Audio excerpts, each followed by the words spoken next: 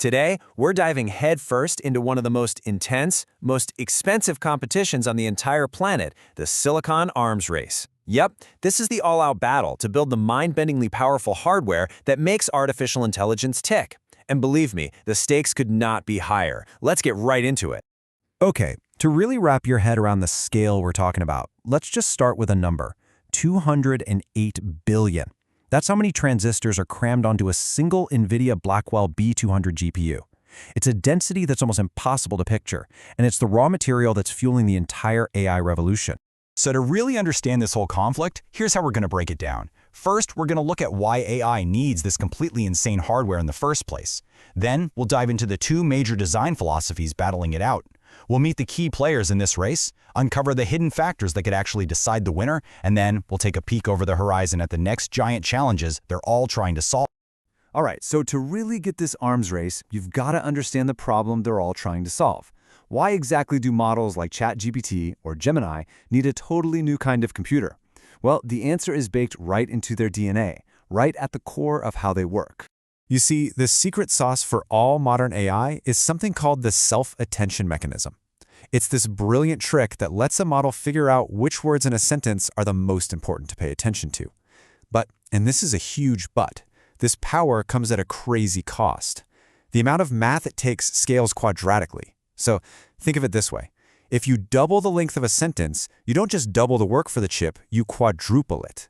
And as you can probably guess, that explosive growth creates two massive, massive problems. And these two problems, well, they're basically the villains of our story. They are the fundamental walls that every single chip designer on the planet is desperately trying to smash through.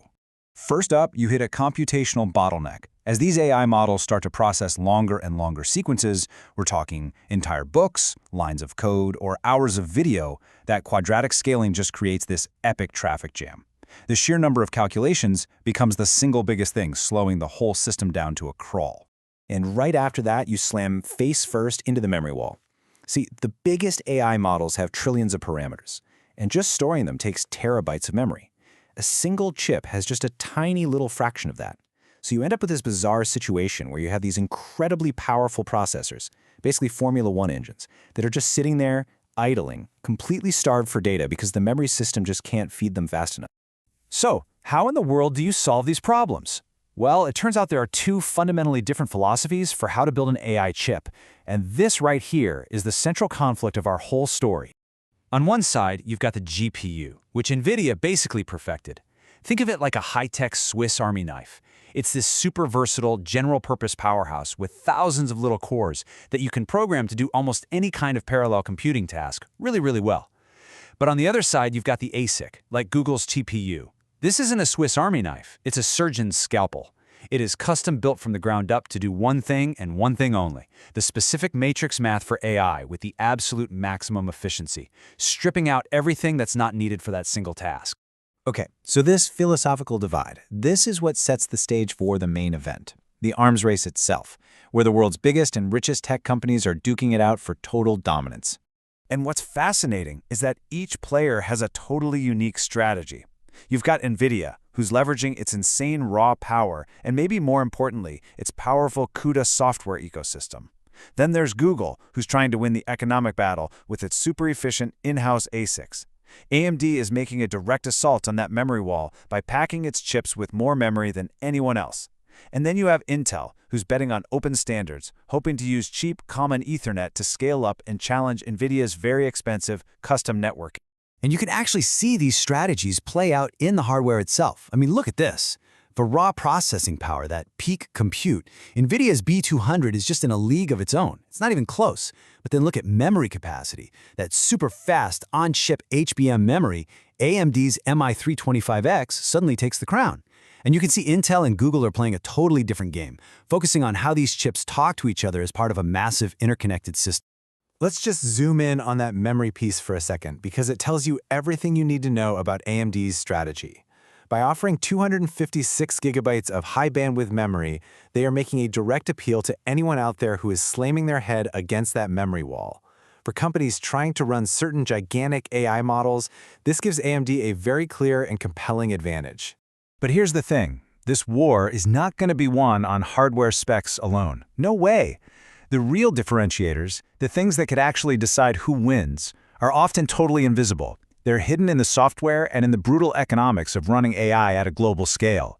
See, NVIDIA's most powerful weapon isn't made of silicon, it's software, and something the industry calls the CUDA mode.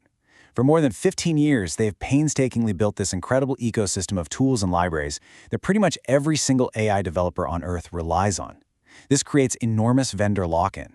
So even if a competitor builds a slightly faster chip, switching is a huge pain because it means leaving this familiar, mature, and comfortable software world behind. So what's Google's counter strategy to that? It's pure economics. Because NVIDIA is the market leader with huge profit margins, there's what people in the industry call an NVIDIA tax. And by designing its own chips, Google simply doesn't have to pay it. This gives them a massive, profound cost advantage when they're running their own AI services in the cloud. So just how big of an advantage are we talking about? Well, the estimates are just staggering. Google can apparently get the same amount of AI compute for as little as a sixth of what a competitor would have to pay NVIDIA. And that allows them to be unbelievably aggressive on pricing for their cloud products, completely shifting the battle away from pure performance and onto total cost of ownership. But, and this is a huge but, don't count NVIDIA out on raw performance. Not for a second. In a real-world test running a popular AI model, you can see the new B20 just takes a quantum leap forward. It generates more than 4 times the output of its main AMD competitor on this task. This is the kind of face-melting performance that, when you combine it with that CUDA software moat, makes it incredibly hard for customers to justify switching. So finally, let's look to the future, because everyone in this race knows that the current approaches are hitting a ceiling. They are already in a desperate race to invent the next wave of technologies that will break through the next set of walls that are just over the horizon. To tear down that memory wall for good, the industry is rallying around an open standard called Compute Express Link, or CXL. You can think of it like creating a giant public library for memory that any processor can check out from. So instead of being stuck with the small bookshelf of memory on your own chip, you can now access terabytes from a massive shared pool. This is an absolutely critical step for the AIs of tomorrow. And to break the networking wall that exists between thousands of these chips, the future looks like something called co-packaged optics. This sounds like science fiction, but it's real. It means replacing the old copper electrical wires between chips with tiny, ultra-fast fiber optic cables, literally moving data at the speed of light. It's the kind of tech that will be essential if we're ever going to build the city-sized AI supercomputers of the future. Which, of course, brings us to the ultimate question. In this race for AI supremacy, what's going to win? Is it going to be the raw, untamed power championed by NVIDIA?